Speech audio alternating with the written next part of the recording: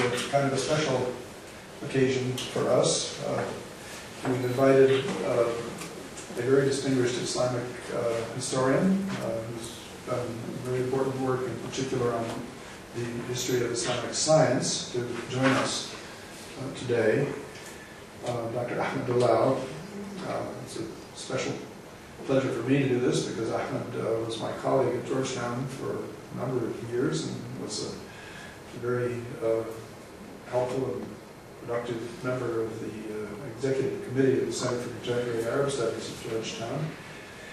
And now, as many of you know, he has become the provost at the American University of Beirut.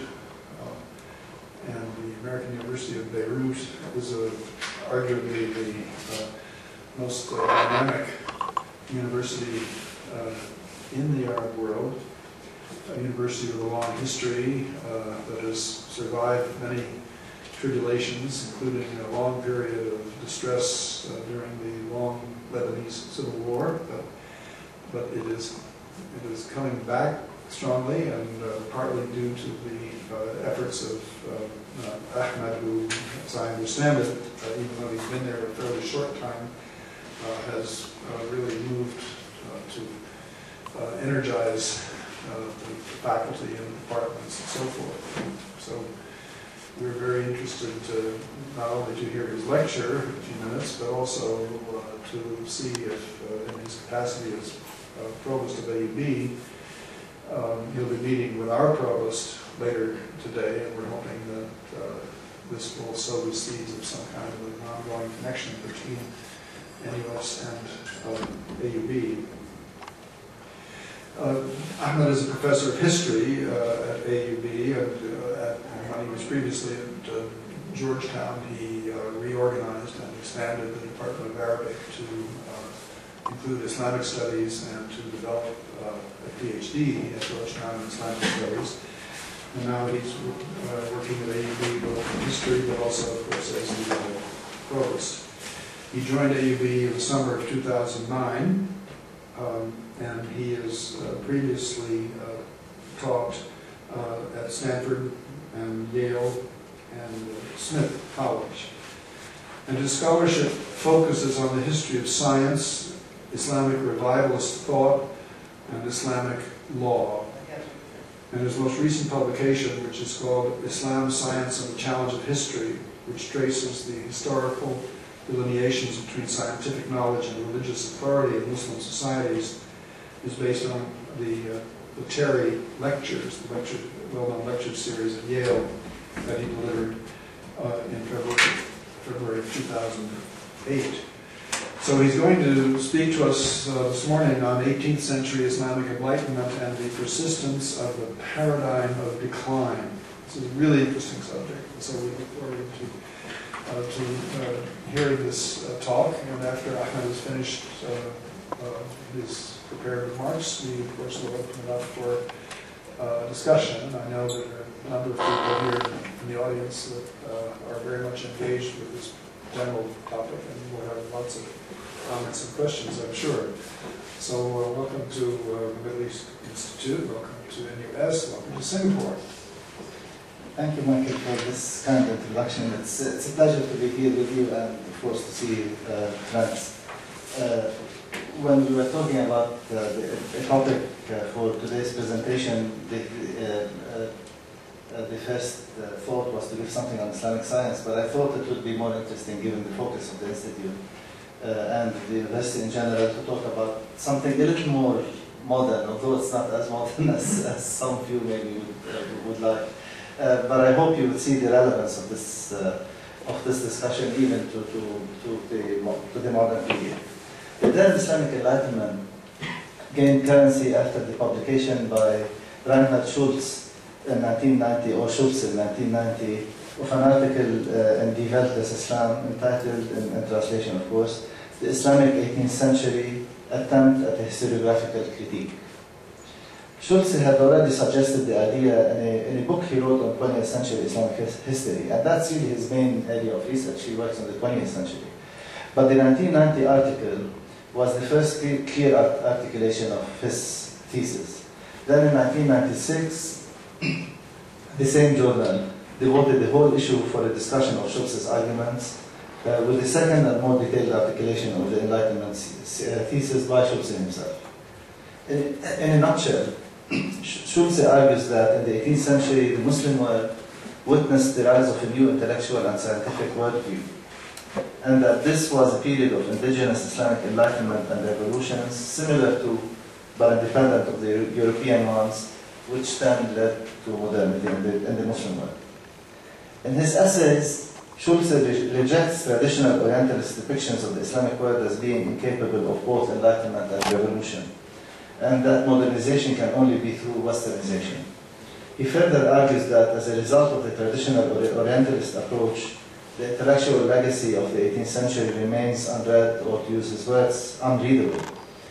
In contrast, Schulze adopts Immanuel Wallerstein's theory of the universality of historical process, which is very common amongst Ottomanists, by the way, and I think that's one of the common threads. And then he calls for a rereading of Arabic, Persian, and Turkish sources to prove or to show, and these are terms that he uses, prove and show, that the Enlightenment was not exclusively European. According to Schulze, by adopting this notion of a universal enlightenment, the literature as well as history of the 18th century would become readable, and it would be possible to discern ways in which the Islamic world partook in the same universal process that unfolded in the 18th century. Schulze provides a relatively comprehensive bibliography on a small number of works on the Islamic 18th century, all arguing that this is a century of disarray, stagnation, fragmentation of tradition, and decline. The alternative evidence that he adduces derives from the works of Brahim Abul-Lughod, Roger Owen, Peter Graham, and in his second article he discovers John Wall and Rosen on his work, another colleague of ours from Georgetown. In particular, Schulze suggests, on the basis of the findings of these scholars, some areas of research which undermine the decline paradigm, and through which the features of the Islamic Enlightenment can be identified. The first area is 18th century mysticism, which he suggests provides an example of an Islamic mode of rationalism, and increasing anthropocentrism. The second area is the scholarly culture of the Islamic 18th century, especially jurisprudence, which might, in his view, provide examples of original or innovative cultural production based on subjective rational reasoning. And finally, and subjective rational reasoning here is a key term. I'll come back to all of these in a minute. And finally, Schulze suggests that the context of the new tendencies in mysticism and cultural activity is the absorption of the local economies of the Muslim world into the world market and the reduction of state control over these local economies. Schulze also argues that the application of the political economic paradigm is particularly useful for contextualizing the Islamic Enlightenment. Although none of the sources used by Schulze goes so far as to argue for the concept of an Islamic Enlightenment, his interpretation and use of these sources is, for the most part, accurate. As such, Schulze's work provides a convenient summation of revisionist approaches to 18th century Islamic history. In my presentation today, I would like to examine some of the key arguments provided by Schulze and the range of sources on which he bases his conclusions, and to evaluate these views in light of the evidence of the 18th century. The earlier and widely accepted scholar review of the 18th century depicts it as a century of political and economic decline and intellectual stagnation. According to this view, an era of political and intellectual revival and reform ensues in the 19th century primarily as a result of the growth of European influence in and the resulting intellectual challenges to the Muslim world. To my mind, the search for an Islamic Enlightenment is part of a larger project that seeks to identify in the past trends that anticipate a modern or progressive or liberal present.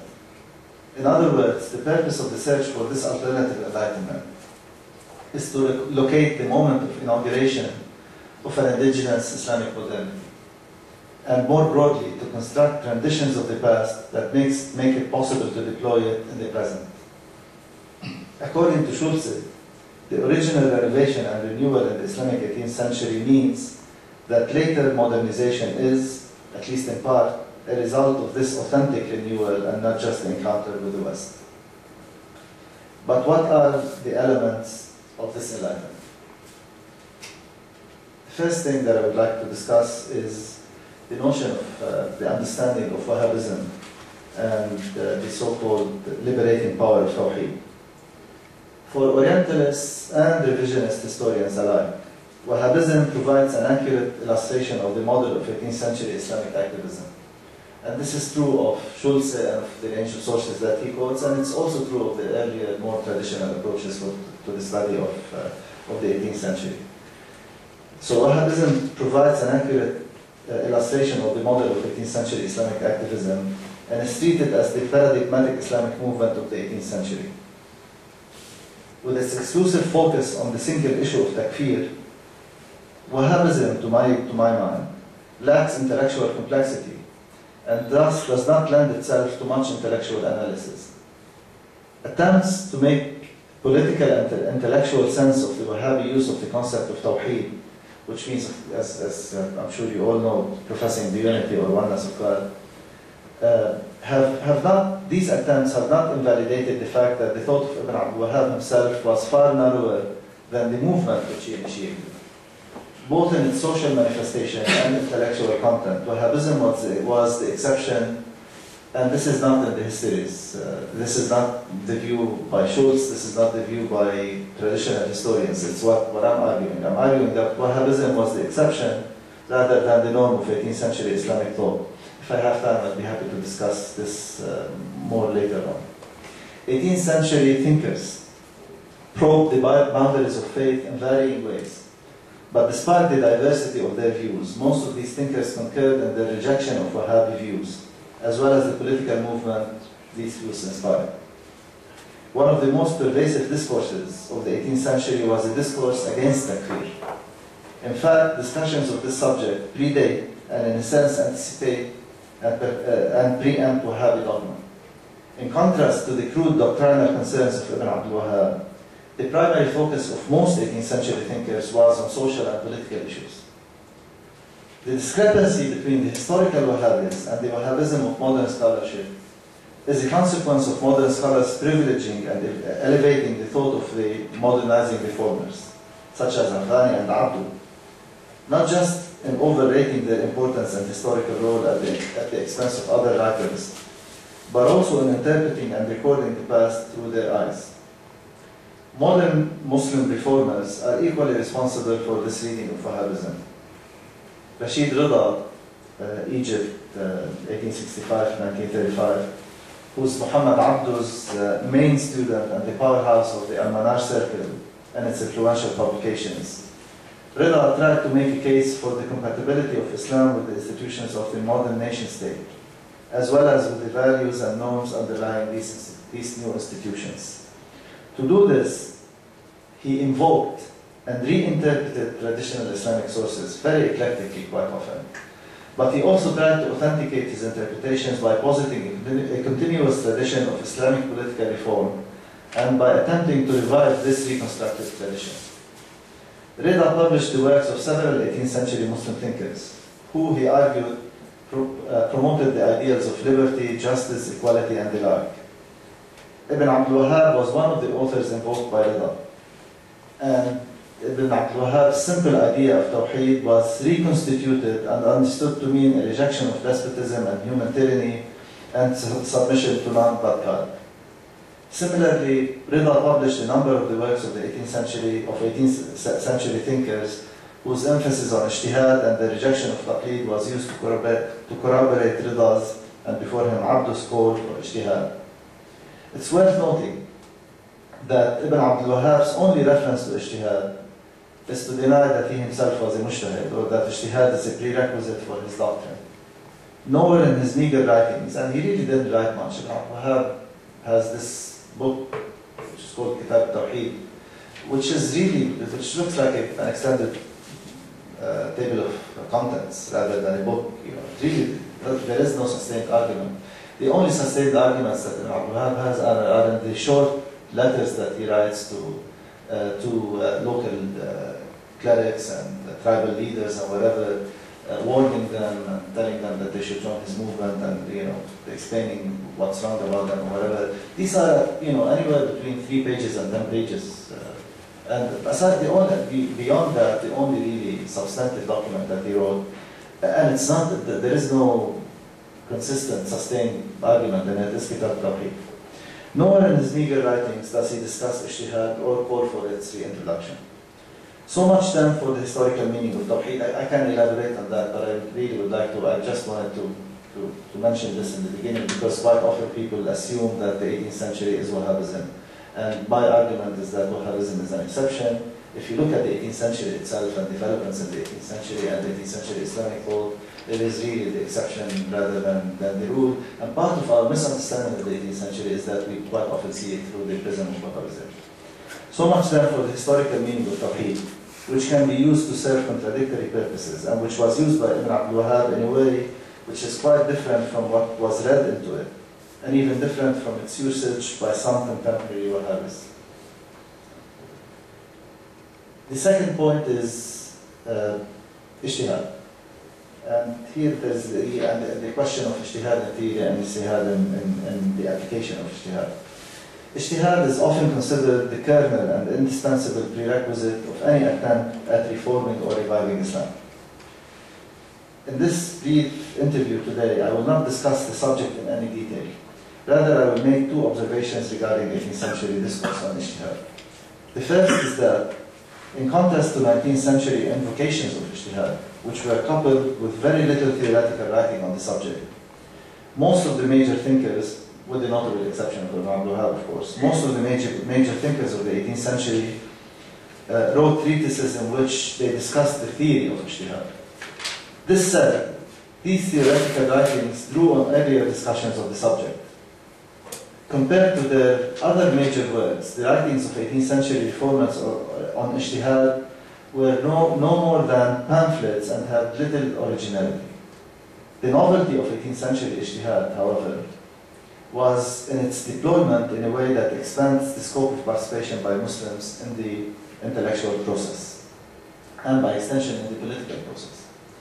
So the originality of these discussions of ijtihad are not in the theory of ijtihad, but in the implications of its practical deployment, and in the nuanced distinctions that are largely absent in late 19th and 20th century discourses on ijtihad. This brings me to the second observation, which is relevant to the theme of today's presentation.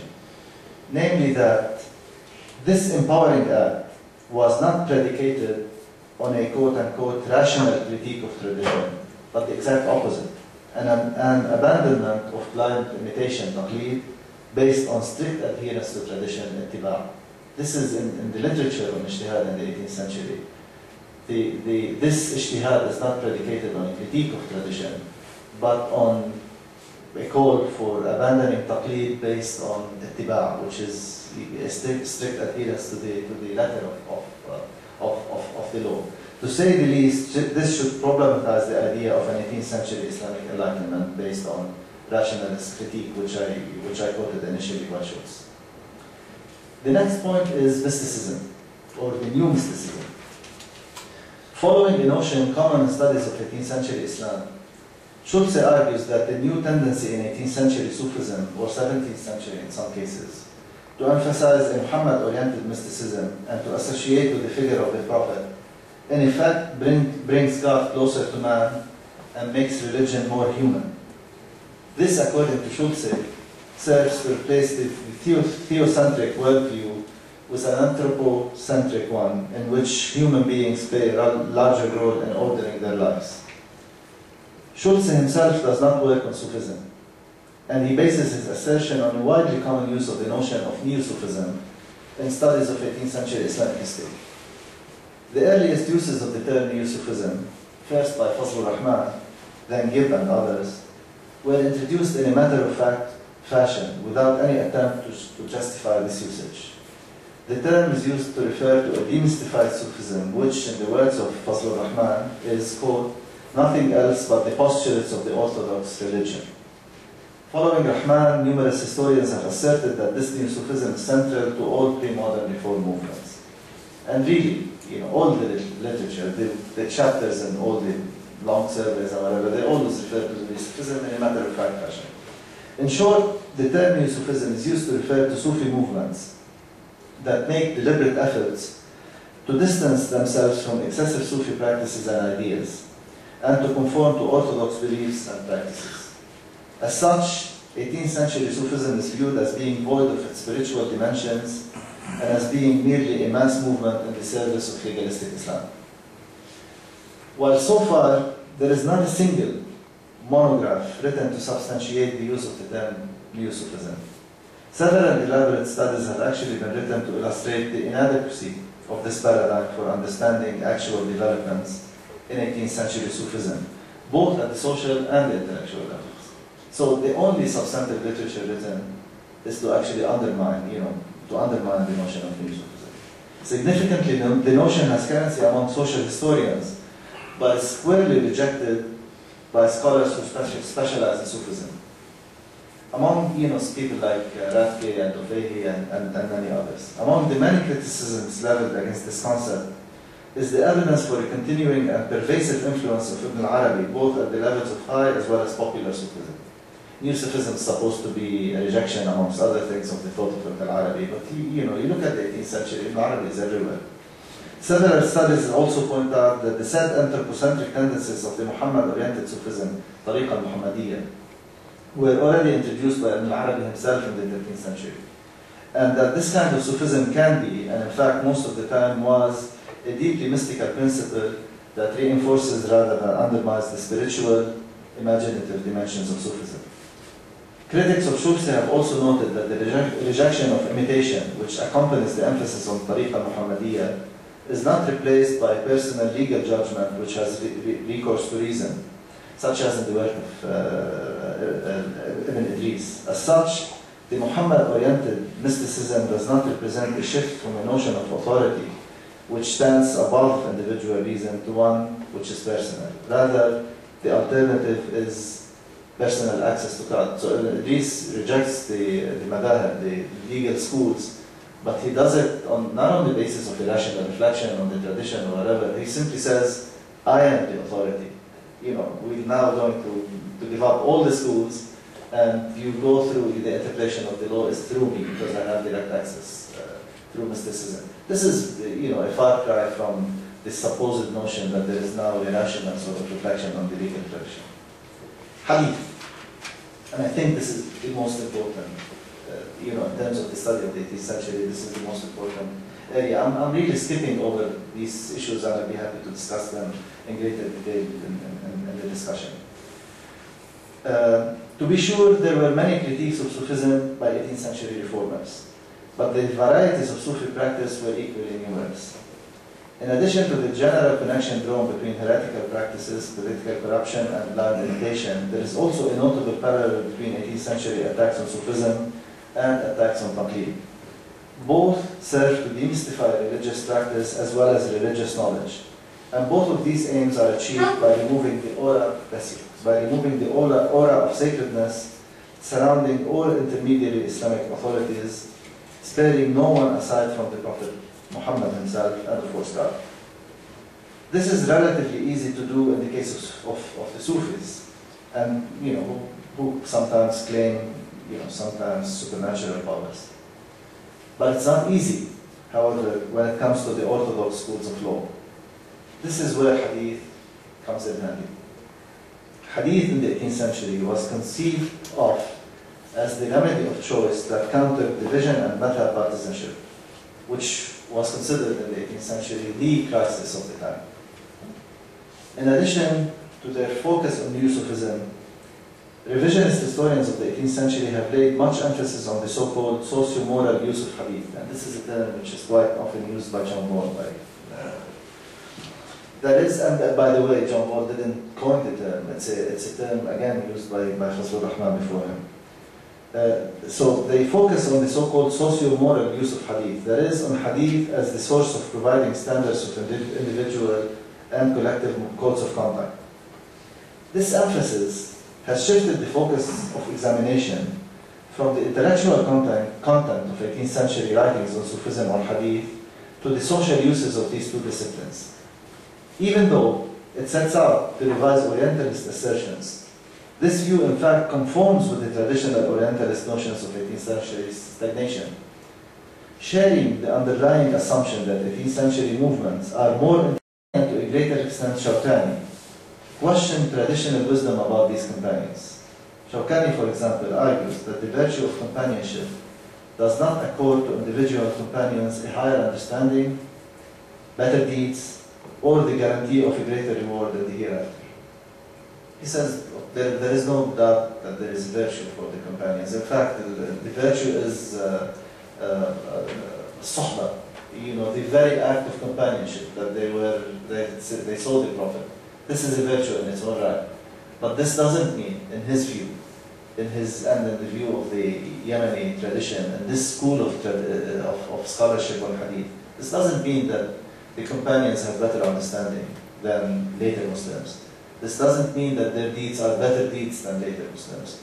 And this doesn't mean that they will have better reward in the hereafter than later Muslims. In fact, there are arguments that it's harder to be a Muslim in latter times than if you're living at the time of the Prophet. So that there is probably more reward for later day Muslims than earlier Muslims.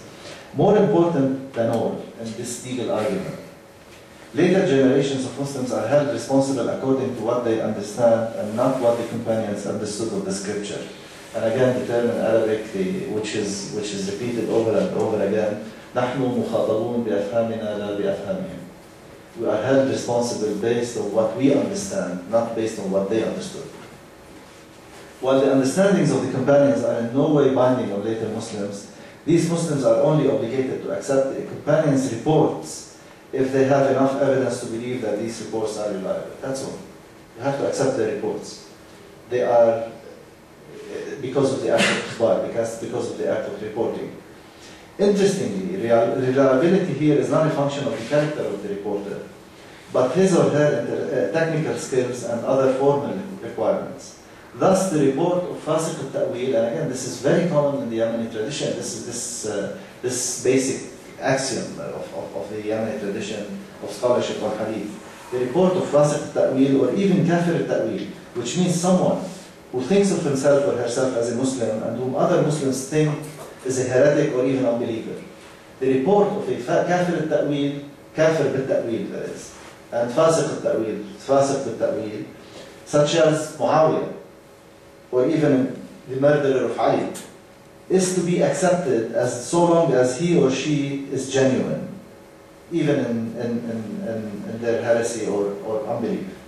If his or her report does not serve his or her heretical cause, and of course if he or she is not known to be a compulsive liar.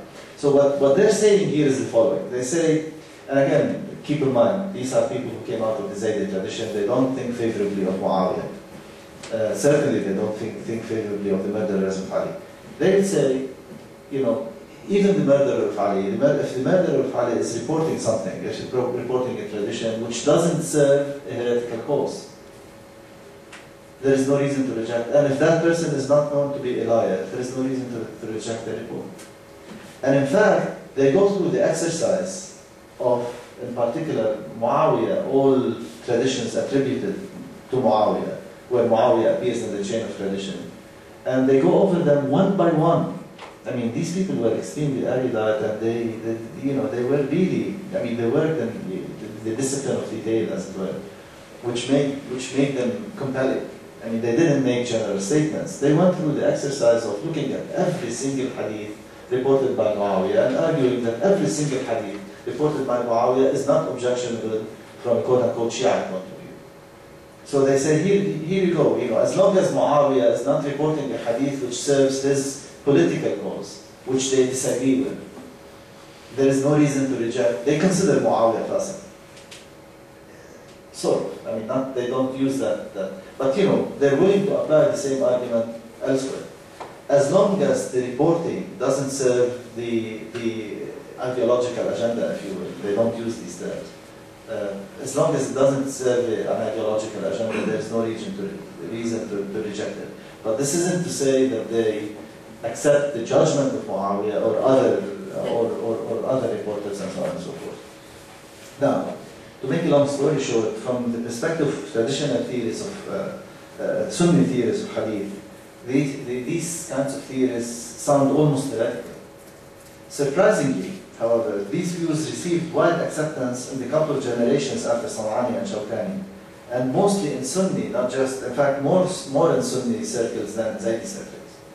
Like the rulers of Yemen in the 18th century, these Yemeni scholars had no political leverage outside of Yemen. Therefore, political context does not explain the reception of these radical views throughout the Muslim world. And it's really, the argument was compelling, and the argument gave currency, and in fact, if you look at the biographical literature of the 19th century and even early 20th century, San'ani and Shawkani are considered Mujtahideen al-Asr. Within, the Sunni biographical literature, they're considered Mujtahideen al-Asr. Their writings were published, were circulated, they had great influence in the subcontinent, in Egypt, all over the Muslim world, in Afghanistan. These were extremely influential ideas throughout the Muslim world, and they had a lot of currency throughout the Muslim world, despite the radical character of their ideas. The next point, I would like to say a couple of words about the intellectual, the whole notion of intellectual networks and the cultural activity of the 18th century. Are we finding time? Absolutely. Just a couple of pages. Schulze derives his views on this subject, on the notion of intellectual networks, from the works of Peter Grant, but more so from John Wall. Without proposing a concept of Islamic Enlightenment, these two scholars conceive of their own work as a response to traditional portrayals of the 18th century. Wall in particular argues that several Islamic socio-moral reform movements were active in the 18th century, that these movements were not inspired by the encounter with Europe, and that they laid the foundation for an indigenous fundamentalist tradition, which continues to today anyway. Several studies on 18th century Islamic thought have already been produced with the explicit intention of establishing its connection to later development in Islamic thought. To substantiate this view, reference is often made to an informal network of teachers and students in the Haramain, Mecca and Medina, which is, of course, considered the clearinghouse of 18th century Islamic thought. According to this view, although there were no formal organizational links between 18th century movements, the ideas of the scholars in this network were preached in various parts of the Muslim world, providing a measure of intellectual coherence and family resemblance amongst these movements. Aside from tracing possible links and contacts between the known thinkers of the so-called network of scholars, the only attempt to verify this view is simply to assert that most, if not all, of these movements espoused neosufism, and we've seen the problems with that, and championed hadith scholarship as the means for socio-moral reconstruction, and we've seen the problems with that. The thesis of an informal intellectual network has had strong appeal in the studies of the 18th century. And several scholars have taken up the task of tracing the links between the Haramain scholars and various regional traditions of the period. When it comes to specific research methodologies, the privileged primary sources for this kind of analysis are the biographical dictionaries.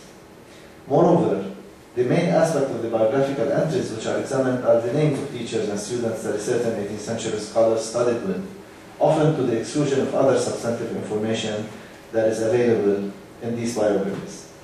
The results are often problematic. Let me give just one example. Based on lists of teachers and students, it has been argued that both Muhammad ibn Abdul Wahhab of Arabia and Shah Waliullah of India belong to this so-called intellectual network. The first problem in this assertion is that it assumes that simply by attending the lectures of a famous teacher, a permanent intellectual bond is forged between the student and the teacher, and we should know better. We know that it must quite often be opposite. You attend the lecture and you hate your professor, rather than you shape yourself against the model of your professor.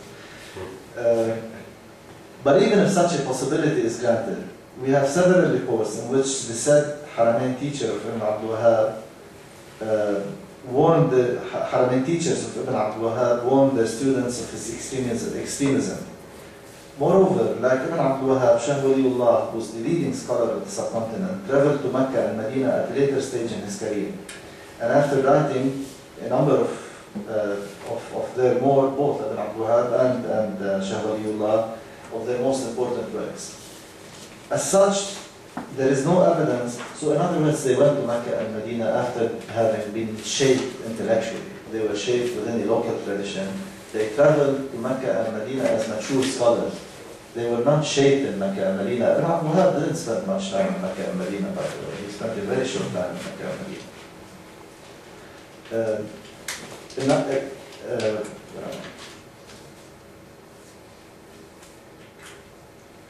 As such, there is no evidence, aside from seeing some of the same people who lived there, that this Haramain experience had formative effects on either one of either Ibn Abdul Wahhab or Shaykh Waliullah. Of course, the most important factor, I mean, this is at the formal level, the most important factor that should be considered before any conclusions are made about such affinities is the actual overall character and content of their thought.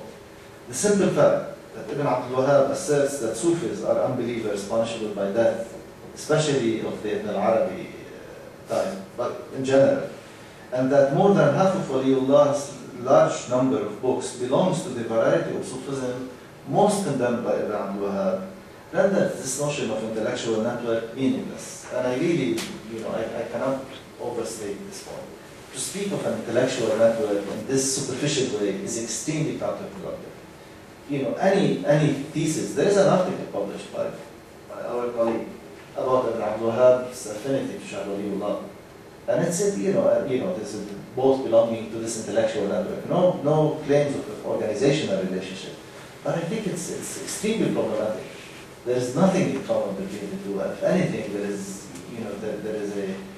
there is a complete repulsion. I mean, they belong to extreme polar ends of the spectrum. There is no doubt that networks were important historically, but they encompassed diverse models, including legal, regional, and trans-regional networks that did not always cover the whole Muslim world. As such, it would be misleading to always view such networks as prototypes of all-encompassing pan-Islamic movements. In the absence of unified patterns of cross-regional movement and communication, what can be safely said about the 18th century is that these connections and networks were translocal, politically and intellectually, and that the cross-border relations generated by religion, commerce, and politics, to quote Julie Cassie-Smith, I think it's a very useful insight, that the cross-border relations generated by religion, commerce, and politics were responsible for the lack of closure of any one regional Islamic tradition. I completely agree with that, and I think that's a very valid point. But to assume that there is family resemblance and there is a similar, there is a clearinghouse in Mecca and Medina, they go get the ideas and they go back and start initiate local reform traditions is completely, to my mind, most of the reform traditions of the 18th century were regional. They represent regional schools, and there are regional characters to each of the schools. I don't have time to dwell on this today, but suffice it to make these couple of comments. The paradigm of political economy, that's another point in the revisionist thesis. Here too, Schulze makes no original contributions, but draws instead on the works of Roger Owen and Peter Graham, both of whom have argued that the political economy approach to the study of the 18th century would undermine traditional Orientalist views and would yield a radically different understanding of this period. While these works convincingly criticize notions of comprehensive social and economic decline in the 18th century, they suffer, in my view, from two related shortcomings. First, in advocating that historians ought, and I'm quoting here Roger Owen's famous article in which he critiques Gibbon Bowen's famous book, by advocating that historians ought to, quote, leave what is still basically the intellectual world of culture history, with its typical concern for the transmission of ideas, for the world of political economy. This is what Owen says. This is what he advocates. By advocating this, they posit a problematic dichotomy between the unreal ideas and the real material forces at work in society. Such a dichotomy seriously undermines the role of Islamic discursive culture and ideology in society. Second, the invitation to shift the focus of research presumably implies that although there is cultural stagnation in the 18th century, we are likely to reach different conclusions if we focus our attention on political economy. While this is meant as a critique of traditional approaches to 18th century history, it in effect concedes the long-standing assumption that the 18th century is nevertheless a low point in Islamic culture. Abandoning the study of ideas in the Muslim world, when our knowledge of the world of culture or even ideas is so impoverished, can only reinforce this flawed paradigm. And by the way, Roger Owen and Tom Naff had this famous conference, which was supposed after this essay, this critique by Owen. They organized a big conference which was supposed to critique. I don't know if you remember it, Michael. A critique of older approaches to the 18th century, and I think they failed to provide that critique. I mean, even the introductions that they wrote for this book were, they were very, reserved and shy, and they said, well, okay, it is still decline or whatever. So when they deployed the paradigm of political economy, they didn't reach any different results. I mean, they were not able to reach it. There was a section on economy, a section on politics, and a section on culture. And there's, I think, only one essay in that whole book by Ahmad Algar, which actually genuinely challenges the notion of decline. Everything else actually confirmed it. All the other articles in that famous collection ended up confirming the notion of decline. There has since been a lot of interesting work, of course, by people like Shara Dumani and others to work on local economies, sort of local economic histories, and I think that there's quite a bit of achievement on that front. So far, I've presented a litany of criticism of revisionist approaches to perspectives on 18th century Islamic history. This does not mean, however, that I agree with the older and still entrenched accounts of this history. To my mind, the reason that the older account still prevails is because of the many weaknesses of the proposed revisions. In addition to the flaws in the evidence adduced to assert the vitality of the 18th century, the revisionist accounts also fail to identify the elements of 18th century innovation. At least in part, this is due to the conceptual assumption of the revisionist approach, assumptions of the revisionist approach to the 18th century. And this is what I attempted to do in my talk today. It would be a cheap shot to say that the weakness of the Enlightenment thesis derives from its anachronistic use of the modern conceptions and from the projection of modern categories onto a pre-modern discourse that does not use these categories. The use of modern analytical categories in the analysis of pre-modern phenomena is something that all historians do. And in some respect, all histories have the present as their point of departure. To my mind, the main problem of the Enlightenment thesis is that it searches in classical, pre-modern from jurisprudence to mysticism to philosophy to hadith, and you can say much about tafsir, but we understand that that's in there. And you can say much about statecraft, the political philosophy, but we understand that that's in there. So by this time, we had a very rich proliferation of not only individual authorities, but authoritative disciplines. So I think the key here is that we're talking about a civilization that is beginning to think of itself in multidisciplinary terms and no longer in the old-fashioned terms of just law, or just hadith, or just tafsir, or some combination of that. In other words, everything is hybrid. Everything is syncretistic. Everything is combining a lot of different things. And this anticipates current debates. Everything you've said about the 18th century is going on right now between the people who talk about Turath and the people who talk about Sharia.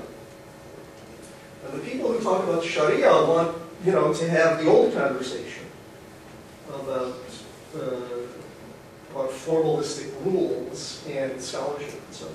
And the people who talk about Turath want to open the doors all over the place. They want to bring in everything in Islamic civilization everywhere and through all different centuries, and then hold them all together. So, I think your talk I'd love to hear people in Azhar respond to your talk, because they argue with one another. It's our huge argument. There would be one school that agrees with you entirely, because you're laying out the richness and the sort of magnificence of the development of Islamic scholarship in all fields, and that's how they pride themselves, is offering the sort of full range of the buffet of Islamic intellectual achievement.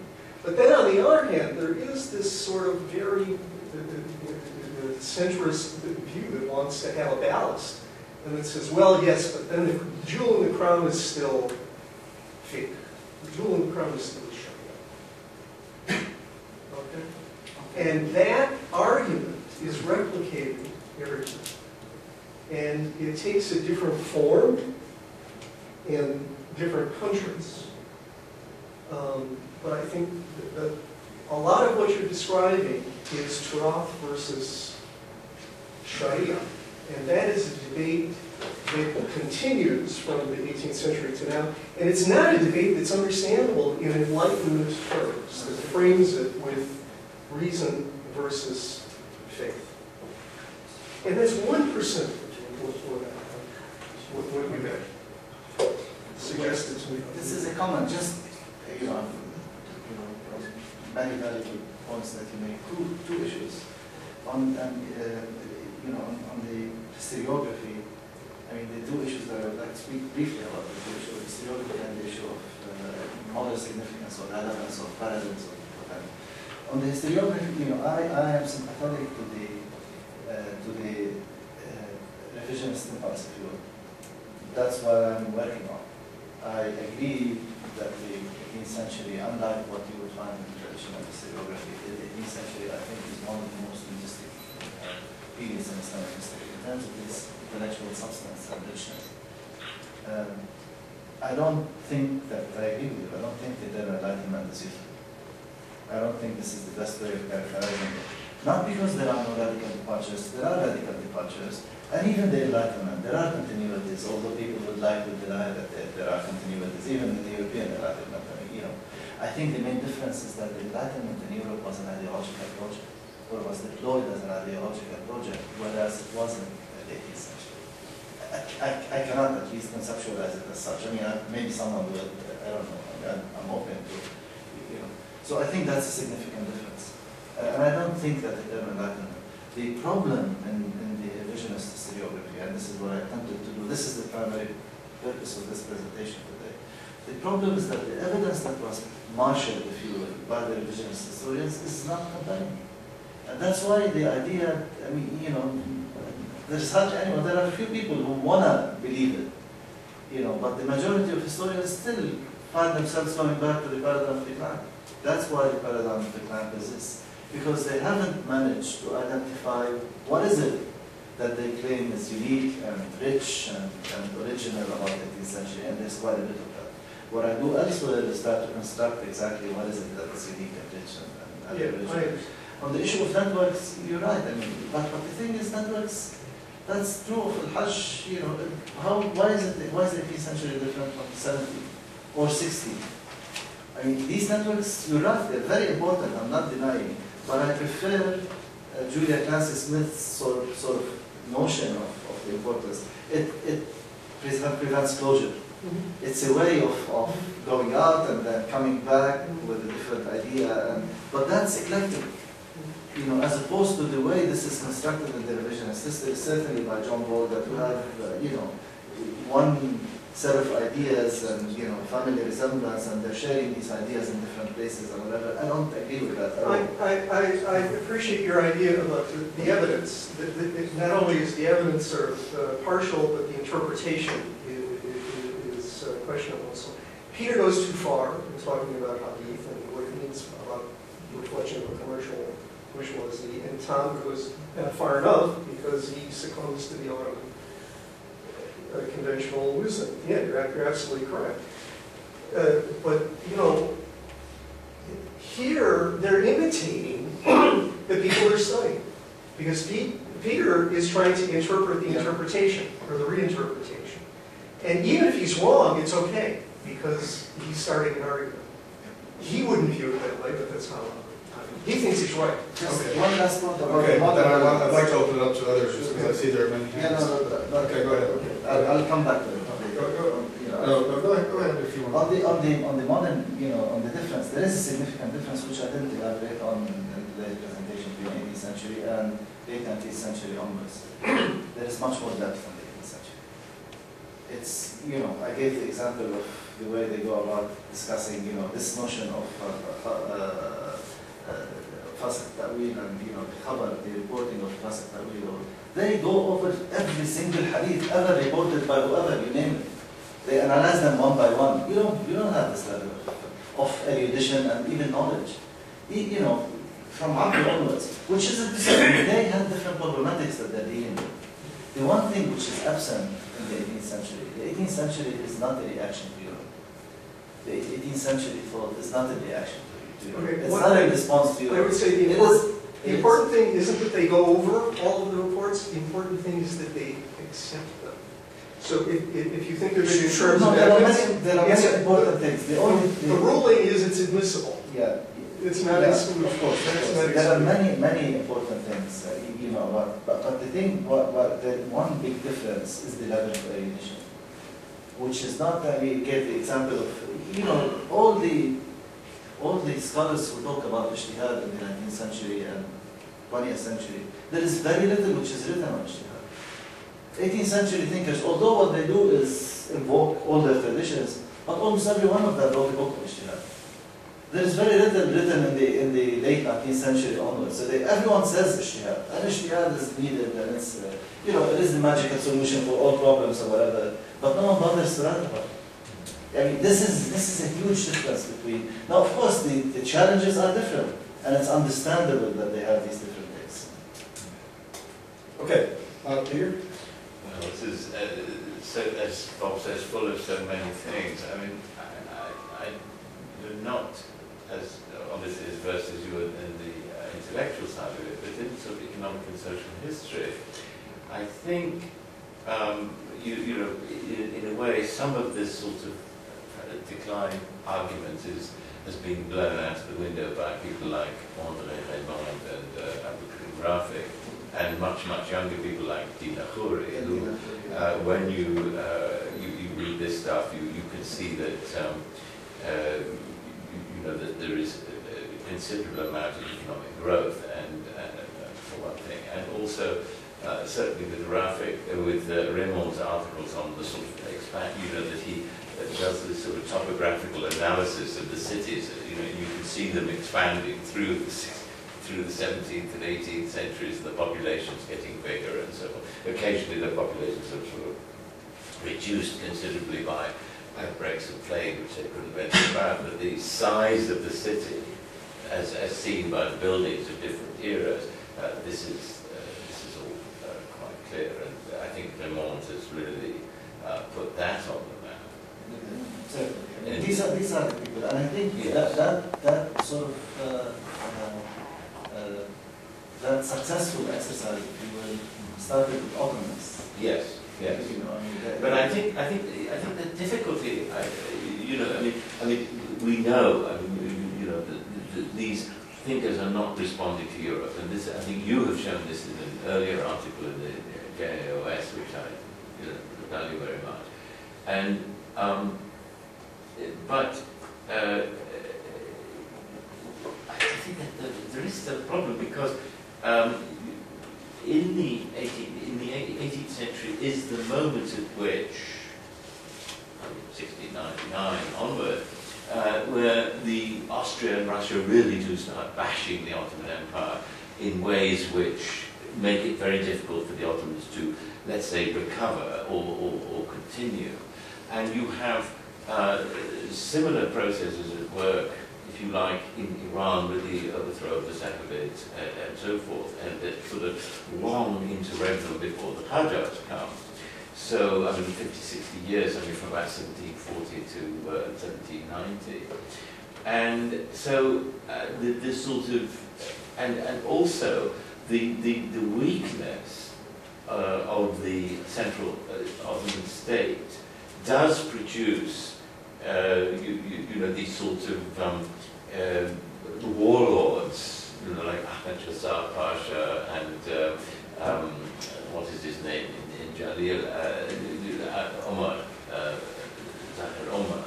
and people like this, and to some extent sort of people in the Balkans as well. So, you know, there is, I mean, you know, if you lived through this, I imagine you'd think that the world was not exactly being turned upside down, but, you know, if you lived from, let's say, 1670 to 1740 or something, that's quite a long life, but then you would see that your many things which you had taken for granted were being challenged and so on.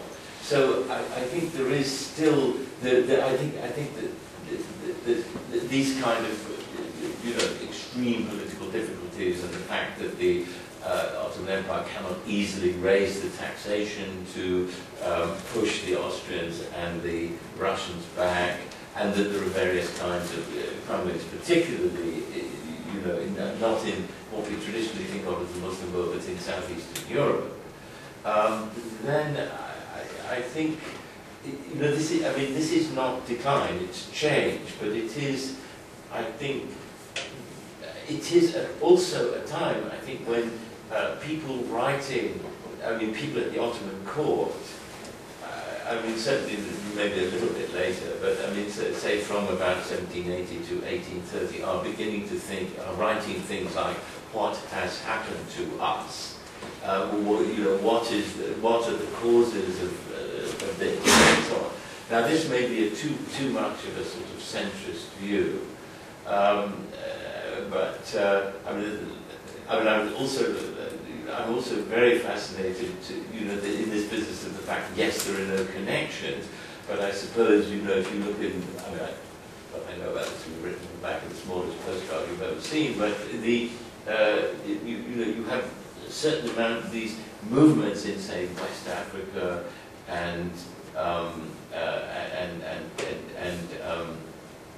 Central Asia and Southeast Asia, which are movements of Islamic renewal and so on, which are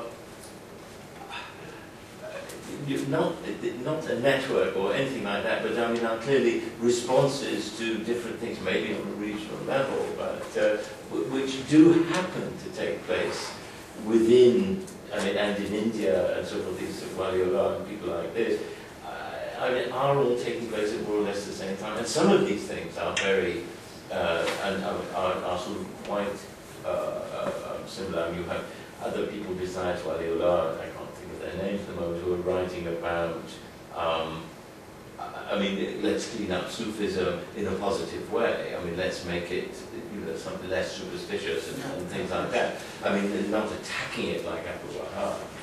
But I mean, this is a tendency. But as you say, it is a very, very fruitful period.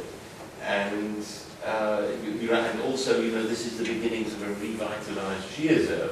Certainly, you know, the sort of Usulis and Akbaris and what happened at the beginning of the 19th century as well. So, I mean, I think that, as you say, there is an awful lot going on at the very least. You make very, you know, first of all, on the positive outcome of the research of Andre Raymond,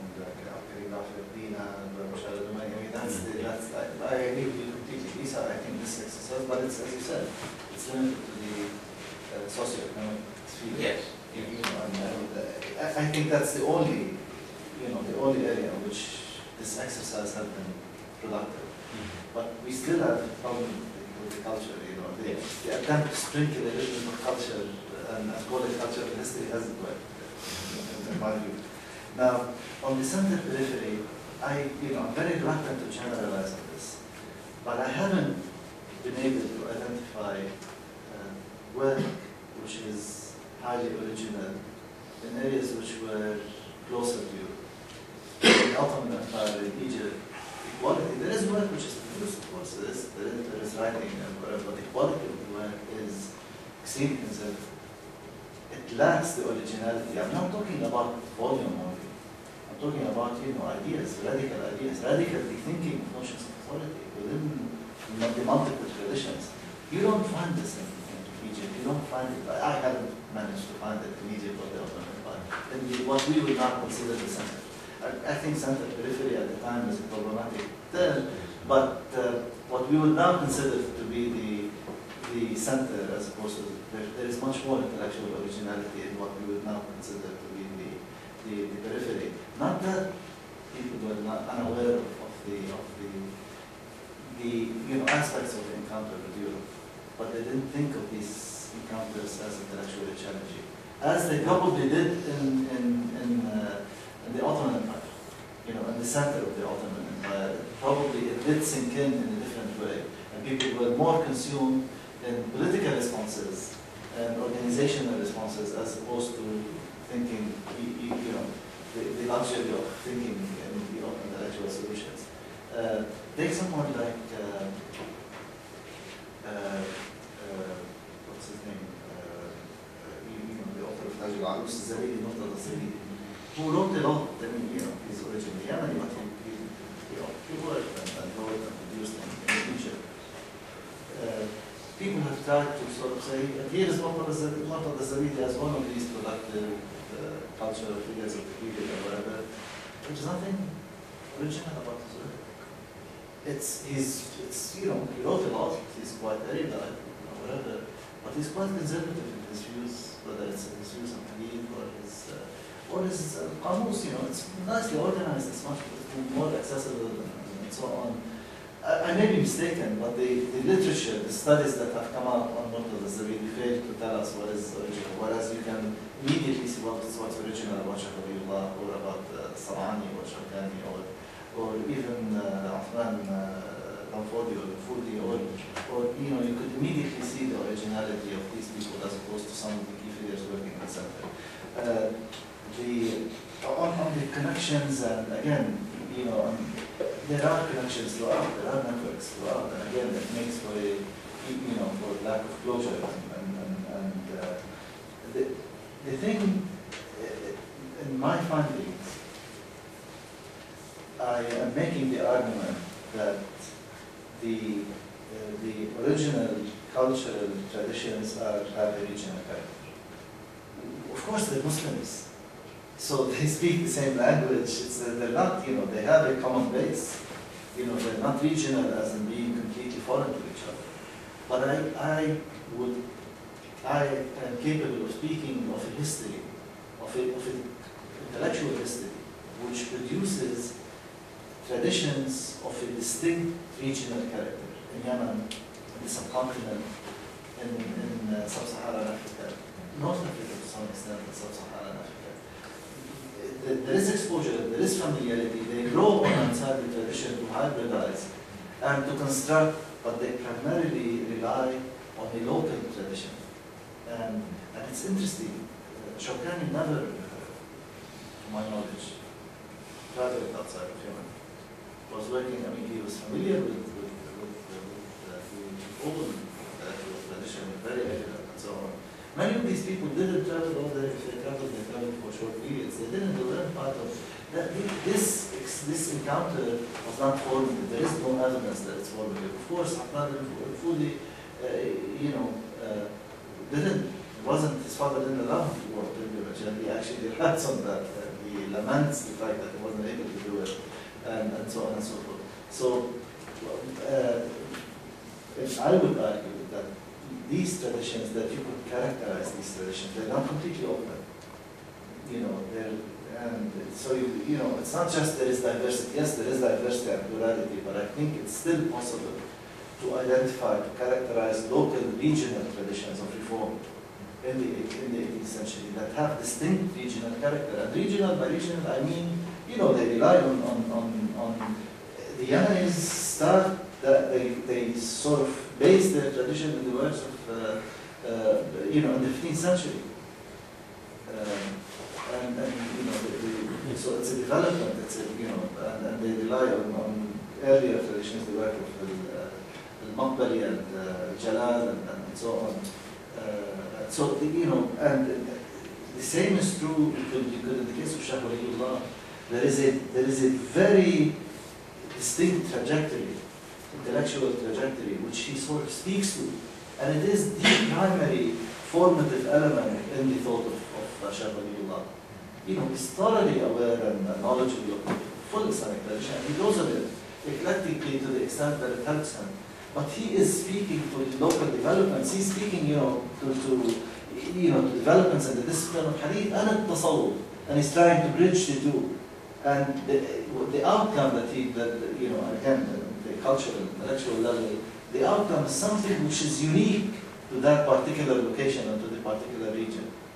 So, yes, there are links and connections. There has always been links and connections throughout Islamic history. And they are significant. I'm not saying they're not significant. They're significant, and they, in specific ways and so on. But primarily, I think these traditions, the reformed traditions of the 18th century, have distinct regional characters. What's happening in the case of Ahmad al-Fudi is different what's happening in Yemen, Sana'a, and Surkani, and their tradition, and it's different from what's happening. And there is a character, there is a trait. You can, I now can read a piece of work, and I tell you, this is written in the Yemeni tradition, or in the Indian tradition, or in the West African tradition. There is a character to the production. It addresses certain kind of issues, it draws on a particular tradition, and it's all Islamic, of course. But there's nothing new, of course. They're writing in different languages too. Sometimes they write in Arabic, and sometimes they write in... In the case of India, they mix Arabic and Persian, yes. But no, in most of the literature by Ahmad al-Fudi is in Arabic. I mean, there is a few translations to make some of the literature accessible to the local population. Nabi? Yeah. Thank you. Thank you very much. Since we don't have much time, I'll make it very short. I would like to hear a little bit about the Sunni-Shi'i differences in this area of cultural productivity. And I know that Shi'i political thought, at least in Iraq and in Iran, was very much connected with the Enlightenment in the West. And I guess and also Hayami talked about the linkages between Abdul Rahman al-Kawakabi, Tabayur al-Istibdad, characteristics of tyranny, which provided the genealogical vocabulary for the upcoming Al-Aminaini and then Fazlullah Nuri, who contributed to the constitutionalism in Iran. And these are all connected to Alfieri, who was absorbed in Montesquieu and in the rationalism of Enlightenment, Western Enlightenment. So the reason that I would like to hear a little bit more about Sunni and Shi'i tradition is that do you extend that to Shi'i as well? Because the concept of ijtihad, the most productive area in Shi'i tradition, the political theology, is definitely connected and it is established to the Western Enlightenment. You're asking me about the later period. Let me talk about the 18th century a little. One of the reasons that I don't discuss it is that it's one of the areas that's reasonably well studied. I mean, there is these developments within the quote-unquote Sunni world are less studied than they are in the case of, and of course, the thing which is most studied is the Usuliyun, Akhlaqiyun, and the way that was ultimately resolved in the interest of the Usuliyun, which is a significant difference. Because here is what the resolution of that conflict, and there is what's his name, the book on which talks about I forgot the name of the author. Sayyid Ajmal? No, not Ajmal. Aside from Ajmal, the book which talks about the Usul al-Fiqh, the Shia tradition, and the Amili and so on, when they wrote their works on Usul al-Fiqh, they were accused in Shia circles of plagiarizing Sunni sources. They were told, what is Shia? This is a reason to the tradition, the Shia tradition, because there's nothing different between what you're writing. And you could argue that Usul is not madhab specific to a great extent. I mean, that is even further evidence that even the Shia Sunni divide is not translated in the work of Usul. But to go back to the specific way, And again, this is I didn't focus on Iran because Iran is there's much more scholarship on Iran. الأصوليون, the إخباري أصولي controversy was concluded, was sort of resolved in, with the victory of the Usulis. And Usulis, it is true that the Usulis are about ijtihad, but it's about the ijtihad of a mujtahid. This is a significantly, qualitatively different type of ijtihad from the ijtihad that prevails, say, in the literature of the Yemenis. The ijtihad of the Yemenis is an open-ended ijtihad. The Yemenis argue that every single Muslim mukallaf who's legally responsible should exercise a level of ijtihad. The Usuli ijtihad is an ijtihad which is, you have to imitate al-marja. You have to recognize that there is a marja, and if you don't, that's it. It's a different type of ijtihad. In a way, I would, I think al-Ikhbariyun are closer to their Yemeni counterpart than al-Usuliyun. Although they don't, if you deploy, if you use the term, which is why it's problematic to simply say, oh, they're talking about ijtihad, but they say different things about ijtihad. The Yemenis and the Indians are saying different things about ijtihad. They say very different things about ijtihad. So, yes, ijtihad, but what do you mean by it, and how do you apply it, and at what level, and whatever. In the case of Yemen, by the way, there is a very, on the one hand, the Yemeni scholars, Sam'ani and Shawkani and so on, advocate the exercise of ijtihad for all Muslims. They consider it a requirement for every mukallaf, legally responsible Muslim. However, it's different. This is not an ijtihad which results in issuing fatwas. It's an ijtihad which applies to you. It's an internal ijtihad, if you will. You are obligated to make a judgment and to make a choice. But when it comes to issuing fatwas, whenever they become extremely conservative and extremely stringent, and they warn everyone that this is not a, you don't go up, Osama bin Laden exercises a type of ijtihad. These cuckoos they are doing their own ijtihad here.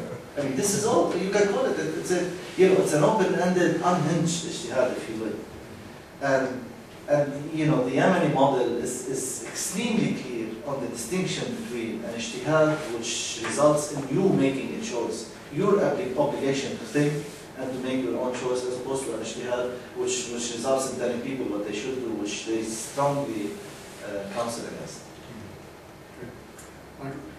Yeah, first of all, thank you very much. Really good talk. It's stuff that I've spent some time to think about myself for a while. And I just have three small points that I want to push you just a little bit on. But first, a more general comment. I'm wondering if one of the problems with the sort of the conversation framed in terms of enlightenment, just like Jack Goody has recently talked about in terms of Renaissance, right, is that both of them take a kind of unique European historical objective towards modernity and expect to find something like that. In both the case of Renaissance and Goody's work in Enlightenment here, the emphasis on European tradition is really what the break. And one of the things that Goody tries to argue with Renaissance is that actually Renaissance and Enlightenment were important for Europe because things were so bad there had to be such a break. Whereas in the major cultures of India, China, the Islamic world, there was much more continuity. So he sort of argues for looking at more cultural fluorescence, right? There's certain periods where lots of interesting things happen, but you don't necessarily need a rebirth if you haven't died in the first place. And so that's the kind of background for these 3 points. And one is on networks. And I completely agree with you that most of the network scholarship has tended to be rather shallow in looking at names in silsila, look at names in asanid, and sort of assuming some kind of organic relationship. But for those who actually do go ahead and read more, even within those Tabaqat entries and then the texts that we produced, I think one can talk about the emergence of traditions that are distinct and are multiple, but are not necessarily landlocked. They're not necessarily geographical bound. So in many cases, for example, in the late 18th and early 19th century in Yemen, Sana'a ends up looking much more like Medina and Cairo, but Zabid looks much more like Aceh and Sumatra and the North Java coast. So much so that if you look at, for example, on that Zabidi line, which you might even call the Jawi line, the Renaissance and the particular rereadings of Ghazali's Ihya and the new discourse on Hikmah as a way of thinking now about what gives a law its authority and its efficacy are something that is very clearly being written about both in Malay and Arabic on both sides of this line. And more importantly, when we look at Tabakat literature produced in Seville in this period, we look at the primary source would be Sulaiman al-Aqdal's Nafas al-Yamani. When he talks about his learning, his ijazah that he got for Ghazali's Ihya, he says his teacher was Abdul Samad al-Jawi. And he says that it was this Sumatran sheikh who was the only person who could explain the hikmah of Ghazali's Ihya to him.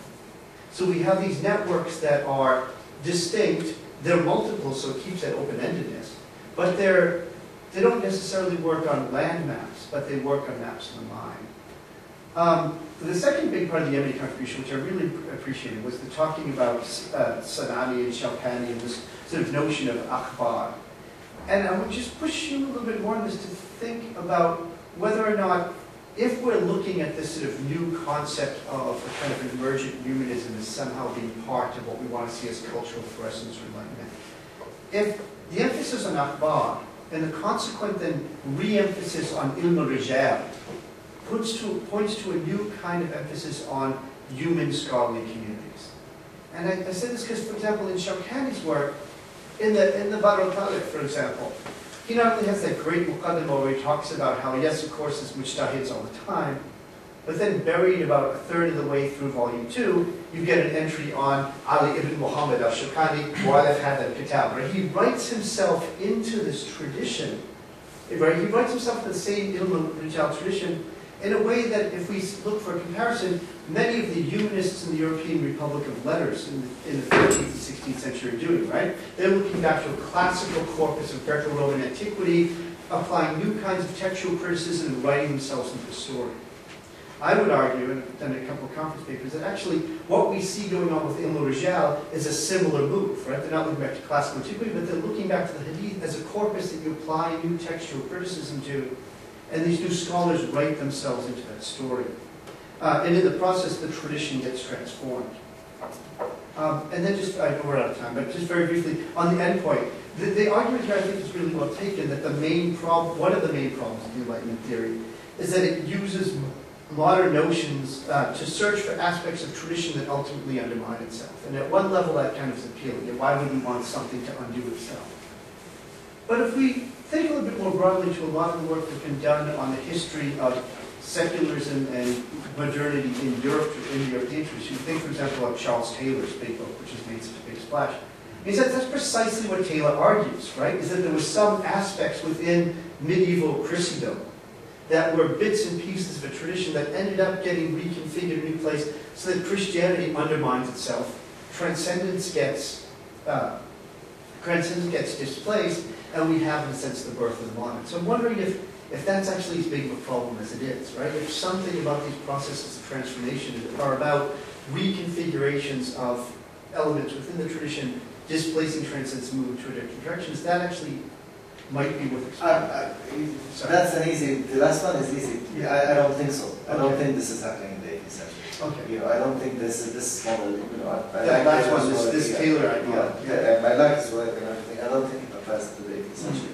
I mean, everything you say is quite useful. On the issue, you know, there is no reform if there is no sense of crisis. You have to have a sense of crisis, because why would you think of reforming? Otherwise, you will combine. And, but crisis and death. Yeah, there is a definite sense of crisis in the 18th century. You know, these authors, Shabaliyullah, Al-Fudi, Sam'ani, Shawkani, each conceives of a kind of crisis. And even the type of crisis they're speaking to, I mean, there are similarities, of course, but you know, it ends up being, they end up, you know, trying to address problems which are to a great extent regional, which isn't to say that there are similarities with other problems suffered elsewhere. But there is a definite sense of crisis, which you know I try to sort of elaborate elsewhere. But there is a definite sense of crisis that there's the trying. So it's not that, you know, why would you reinvent yourself if everything is fine? They didn't think everything was fine. I didn't say everything was fine. I said that the difference between enlightenment and, say, I agree with you. It's not the same level. Islamic history is always about testing Islam, but that's different from reviving. Exactly. That this is the end of time and you have to start a different. No, I agree completely on this one. Now, Sana'a didn't look like Medina or Cairo. I don't think so. Maybe Zaid did. I actually think Zaid and Sana'a. There are places that look alike. I agree with you. But there are. I mean, you would need to trace the specific tradition which is being generated and then constructed. That's what I've been doing for the Zabid, Aceh, and Provost. Is there? Do you really do see the same conversations on Ghazali and actually being led by Southeast Asians? Yeah. But I agree with you completely. And what ends up being connected in this tradition is, I mean, there is no, you know, you'd be surprised sometimes to see what sort of things link and what sort of things don't. You know, something next door would be completely irrelevant, and then you would have a different kind of thing elsewhere. On the Badr Tala and the new ways of again, I agree with you completely. I mean, Badr Tala is about, it's a Mahasan Baqat Sadr. It's about the virtues of later. You know, he's writing a different kind of history, and he's saying, you know, we need to write ourselves into this history. It's not always about Salaf, it's about us, and about, you know, what the later generations have been. And I think that is revolutionary. Yeah, of course, and it's happening in many cases, in many other cases. I mean, the notion of the relative merits of the earlier generations versus the later generations or whatever is something that comes up in different ways in different places. You know, all of them are completely respectful and venerate the older generations or whatever, but they exactly want to do what you're saying. They want to place themselves in history. They want to write themselves into history, and they develop as a result new methods of criticism and interpretation, and they apply them. But, you know, all good ones. We have time? Yeah, we have a few minutes. Yeah, we can go until 1 o'clock. I think one of the dichotomies that you mentioned, I mean, you didn't mention it, but the reason and field dichotomy that's usually associated with Western Enlightenment is not present somewhat in the 18th century Islamic Enlightenment that you mentioned. But I see a similar kind of dichotomy happening though, the idea of anthropomorphism, of the Indo-Arabi human agency playing into the picture. And this also kind of is reflected in Christian theology in the way of the death of God treatise and into entering into the age of man kind of. And do you see that a possibility of a common, although they are not reacting to each other, but there's a kind of a common reaction to a phenomenon, and maybe it's the phenomenon of capitalism, you know, I mean, we talk about, I mean, not capitalism as we understand it today, but the idea of an increased trade and the sense of that being otherworldly is kind of moving away or moving yourself away from the realities of the ground. I'm not sure if this is something that you might want to, if any thoughts on that. You know, I'm very reluctant to make generalizations of this sort. Again, it's specific to particular traditions and particular developments. There is no doubt that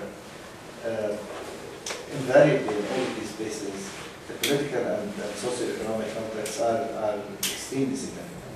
And you could see that translated in the types of writing, you know, that are coming out. But you know, exactly, I think one can only answer, I mean, these are the types of questions that can only be answered if you, not when you're taking a general view, but you really need to focus on one particular example and see how that, so, you know, for example, in the case of Shah Waliullah, you know, there's the disintegration of the Mongol Empire, there is the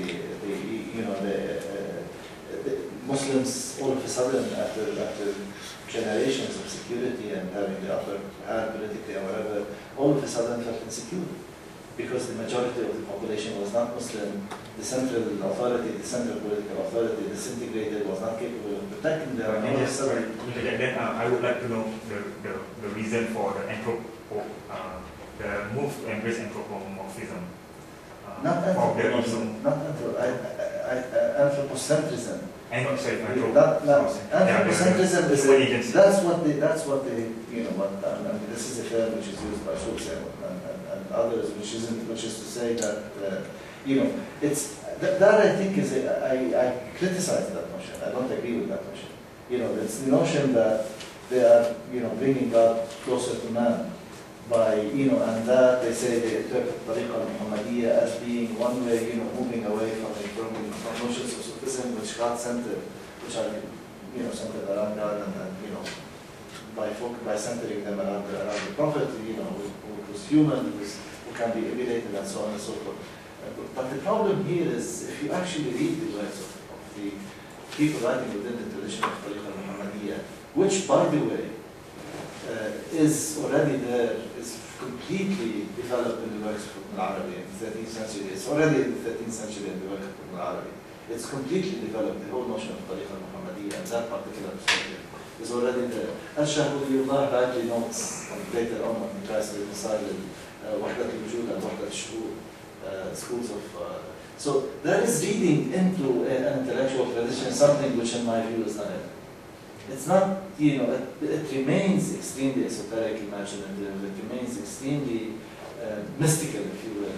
And it's not a bringing down, it's not stripping Sufism out of intellectual and spiritual dimensions and bringing it down to, under the control of legalistic Islam, or making it more human and mundane and less mystical. It's not the case. And, the work of Ahmad Safindi is extremely complex and mystical, and again you find many of the elements which are highlighted in the work of Safindi. So I disagree with that particular point of view. Okay. If there are no further comments or questions for Professor Dallal, I'd like to thank him very much for an excellent, deep, nuanced presentation. And I think